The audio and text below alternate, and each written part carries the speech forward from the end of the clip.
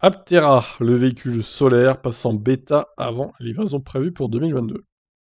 À partir des véhicules alpha, il va désormais s'agir de lancer la production des modèles en série, qui pourrait permettre une livraison de Luna dès 2022. Et contre 100$, vous pouvez d'ores et déjà précommander un véhicule comme 13 000 autres personnes.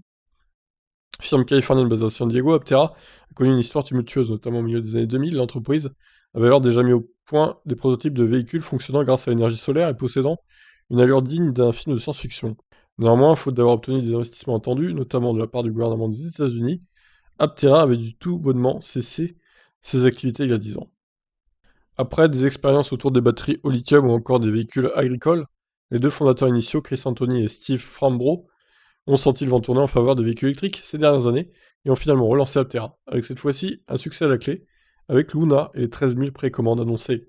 Dans une finition gris métallisé, Luna rejoint donc les deux autres modèles de la marque, noir. Un modèle noir logique et sol de couleur blanche. La vidéo officielle dévoilant Luna permet d'entrevoir un véhicule à l'apparence clairement futuriste reposant sur trois roues et semblant parer au décollage. Et le modèle en série devrait être assez fidèle à la version alpha selon Jason Hill, l'un des concepteurs de véhicules Aptera. Malgré leur allure de vaisseau spatial, les voitures électriques d'Aptera sont bel et bien homologuées pour la route, et disposant entre autres d'une autonomie pouvant atteindre les 1600 km selon la firme. Donc il a déclaré: les véhicules bêta dont la conception est presque terminée ressembleront beaucoup à notre série alpha.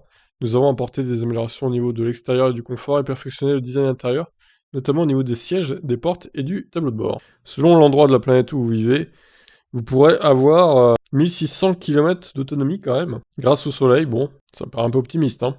Les panneaux solaires disposés sur le toit doivent offrir 700 watts de puissance de charge continue. Avec seulement 2 places incluses, les familles nombreuses peuvent s'abstenir, mais les 700 litres de coffre prévus risquent de ravir celles et ceux qui emmènent toujours leur maison avec eux.